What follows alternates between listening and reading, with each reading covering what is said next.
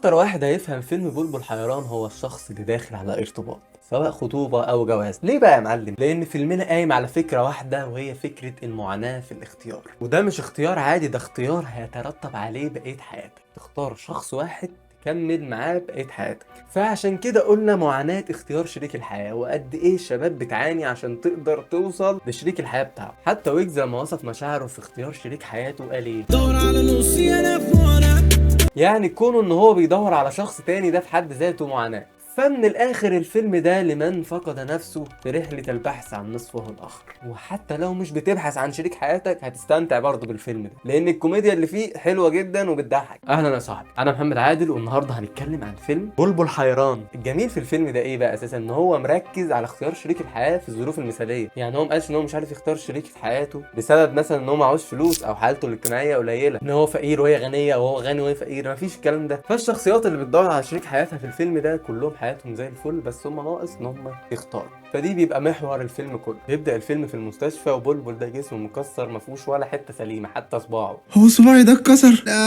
لا لا، ليه كده بس؟ وبيبقى الفيلم عبارة عن بلبل بيحكي لدكتورة أمل حاجات كلها حصلت، وهو بيحكي. دكتورة أمل بتقول له أنت إزاي كسرت كده، فبيحكي لها قصته. وبتبدأ القصة من عند ياسمين وهو بيتعرف عليها. بيبدأ الفيلم كده، ياسمين بتعزف على الهرمونيكا ووراها أمير عيد كده عادي بجنبها بالجيتار، وبقيت فرقة كايروكي ومعاهم بوب بتاع شارموفرز، فكان عالم تاني. وبلبل بيحاول يتعرف على ياسمين، وبعد شوية بيقول لها مواصفات فتاة أحلام. انا بدور على سوبر وومن تكون لطيفة وشخصيتها ظريفة وموهوبة وفرفوشة كده زيك وفكك وحمادة. بعد التعارف ده بيروح البيت وبيديها تقييم 80%، وكل قصته معاها ان هو ناقص بس 20% عشان يتاكد ان دي البنت الصح. بس هو بيقيمهم على اساسي برضه، يعني هو انت مين يعني عشان تقيمهم؟ حتى دكتور امل اللي بيحكي لها استغربت من ان هو بيقيم البنات. دكتور امل قالت له اهم حاجه الحب، فبيرد عليها يقول لها غلطانة يا امل، اهم حاجة الصفات يا امل. افرضي ان انت اتجوزتي واحد مثلا يعني حبيتيه جدا وصفاته طلعت وحشة، الحب بقى هيغير لك الصفات الوحشة يا امل. وبعد ما بيقول لها كده بنكتشف ان امل اساسا مش بتسمع قصته بهدف التسليه وخلاص وتمشي وقتها، لا دي بتسمع الكلام اللي بيقوله وبتروح تطبقه على حياتها. وراحت طبقت كلام بلبل ده مع خطيبها. علاقه ياسمين وبلبل بتتطور، وهو بيكتشف فيها مميزاتها. ومن احدى مميزاتها اللي عجبته جدا انها مش بتغير خالص، وهو قالها لها. اصلا الغيرة دي بتخنقني، احسن حاجة فيكي انك ما بتغيريش على فكرة. والعيب اللي كان شايفه فيها بس شكل الحب كان عنيف، انها بتفرض عليه اختياراتها، فحد فرض رايها عليه. والعلاقه بتتطور لدرجه انها بتقول له بابا عايز يقابلك. قابل امه. قابل امه. ده رد جامد جدا، بيمهد لمشهد هيكون مليان كوميديا، مشهد البحر لما يروحوا يصطادوا. واحدى اهم جمال المشهد ده بسبب الممثل يوسف فوزي اللي عامل دور الاب، ومع ردود افعال احمد حلمي على ابوها ده اللي خلت احمد حلمي في المشهد ده ما يسيبش 10 ثواني كده من غير ما يهزر. هتصطاد بالجمبري والسنبت؟ طب على كده هتصطاد ايه بقى، رز؟ احمد حلمي استغل كل فرصه يهزر فيها في المشهد ده. لا ويهزر على ابوها ان هو بيضحك غلط. وبيجي انفجار الضحك في مشهد اصطياد السمكه. فين سمكتي؟ هقول ليه عايز مصر دلوقتي؟ في فؤاد كمان حضرتك كنت عايز تغيظه، ولا ده مش فارق معاك انك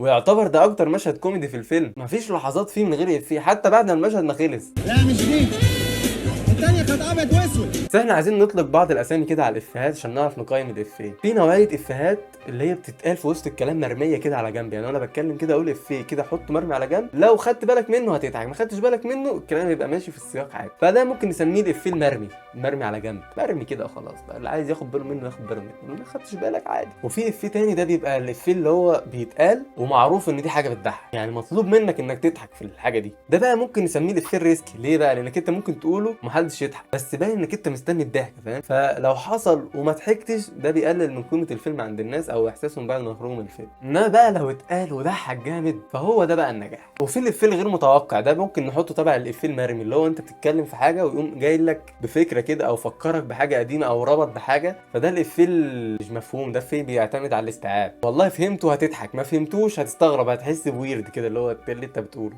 حلو الغوشه دي قوي بس مش مظبوطه، اظبطيها بقى عشان مقدمه. انا عمال اقول كل انواع الافيهات دي ليه؟ عشان عايز اقول ان الفيلم ده معظم افيهاته كلها الافيهات المرميه. ده جمال احمد حلمي، ان هو بيرمي الافيه ومش مستني منك حاجه، انا بتكلم عادي، دي طريقه كلام. ده اللي بيخلي الشخصيه اللي بيعملها هي دي بتبان انها دي طريقه كلامها، معظم كلامها هتلاقيه بيضحك. فهو عمال يعمل الافيه المرمي ده وبيختم كل مشهد بالافيه الريسكي. فانت لو خدت بالك من افيهين مرميين وجيب بعديه افيه ريسكي هتضحك كده كده. بحس دي المعادله اللي احمد حلمي بيعرف يعملها، هو الملك بتاع الحته دي، اللي هو انا هضحكك باقل مجهود ممكن. فده جمال احمد حلمي بقى، ان هو بيهزر من غير بيقول لا انا بهزر هنا اهو، انا بهزر، ما بيعملش كده الا بقى في الاوقات اللي هو عارف انها هتجيب ضحك. يعني هو لو عايز يعمل كده هيعمل وهيعرف انها بتضحك فهيضحك. بص انا هجيب لك تشكيله كده من الافيهات المرميه في الفيلم ده. ايه ده لقيته ايه كنز ولا ايه؟ رايحة اتولدت. تعملي ميه ولا ايه طينه؟ ده انا هطلع اشتمك بالاب والام دلوقتي. شديت السيفون؟ سؤال لطيف. المهم بلبل بقى المهندس الديكور ده جات له موظفه جديده اسمها هاله. المشكله ان هو اتعرف عليها جامد لدرجه ان هو عرف ان هي ما فيهاش عيوب ياسمين خالص، بل بالعكس كل عيب عند ياسمين هي عامله عكسه. ولما بقى بيتعامل مع هاله كتير خد باله بقى من الحوار ده، وبقى ماشي بمقارنه 24 ساعه مع ياسمين وهاله. فوخي هلا عمرها ما نفخت. وبيتحول ميزة ياسمين انها بتغير لبقت عيب لما شاف هالة، وبقت هالة هي مراية العيوب لياسمين. فالمهم دكتور امل بتساله ازاي تتعرف على اتنين في نفس الوقت. واحد قدامه الفرصه انه يدوق كل انواع الاكل اللي في العالم، عشان في الاخر هيختار اكله واحده هيلبسها بقيه حياته. بالتالي ده يعني يديني الحق ان انا اركز عشان اعرف اختار كويس الست اللي انا هاكلها. تشبيهه ده كان غريب ان هو يتقال. يعني هو ممكن الناس بتبقى ماشيه كده في الحياه ان هو عايزين يجربوا عايزين بتاع، بس محدش بيقولها صريحه زي ما قالها بلبل في الفيلم. حتى هو سال دكتوره امل انت بتعملي كده، انت لو مكان مش تعملي زيي؟ فقالت له بكل اريحيه لا طبعا، ايه اللي انا اعمله ده استحاله. انا لا طبعا. والاكل ده كله يترمي يعني؟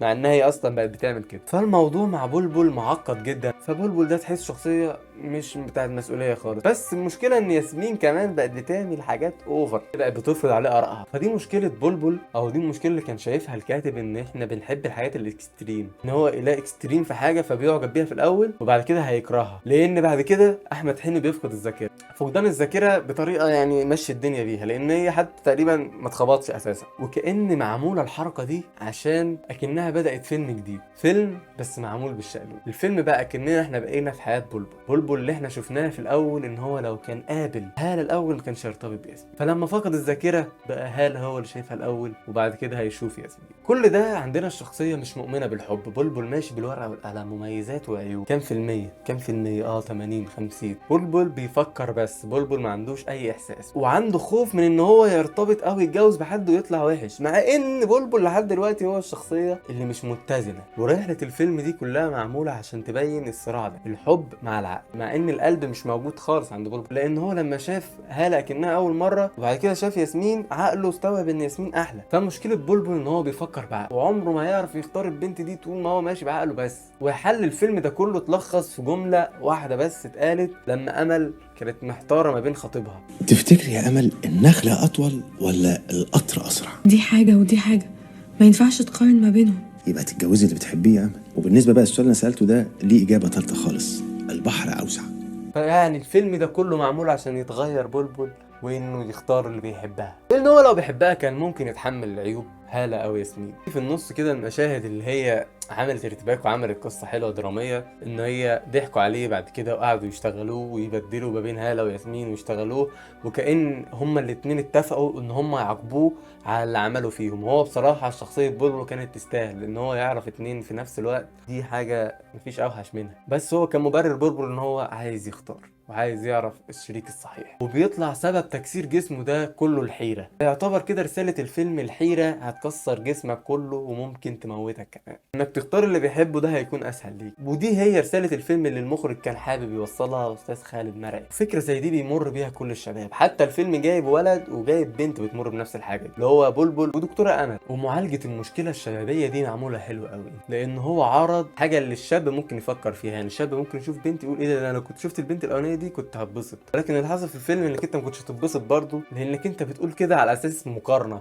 ما بين شخص بشخص، ما بتتعاملش مع شخص بذاته بعيوبه ومميزاته. فاللي هيمشي الدنيا هو حبك للشخص التاني. بعد كده بنشوف ان بلبل بقى بيحب امل، وعرف انها مهتمه بالرقص التانجو، وراح فعلا يسال على كتاب عن التانجو، وفي الاخر ساب امل. ونهايه الفيلم بيبقى بلبل بيقرا كتاب عن الازياء، ومن الواضح كده ان هو اتعرف على بنت تانية اهتماماتها عالم الازياء. فدي قصه بلبل الحيران، عرض لك قصة شخص حيران في حياته. هل انت بقى كمتفرج تحب تكون بلبل؟ ده بقى السؤال اللي سابك بيه الفيلم. فانا هقول لك بقى سؤال، اني احسن تتفرج على الفيديو من غير ما تعمل لايك، ولا تتفرج على الفيديو وتعمل لايك وسبسكرايب؟ اقول لك على اجابه. طيب مش هنمشيها ببحر اوسع، يعني انت تعمل الثلاثه. فاتمنى اكون غيرت نظرتك لفيلم بلبل حيران لو انت مش بتحبه، ولو انت بتحب فيلم بلبل حيران اتمنى تكون عجبك اكتر دلوقتي او عجبك الفيديو. بس يا سيدي، السلام عليكم.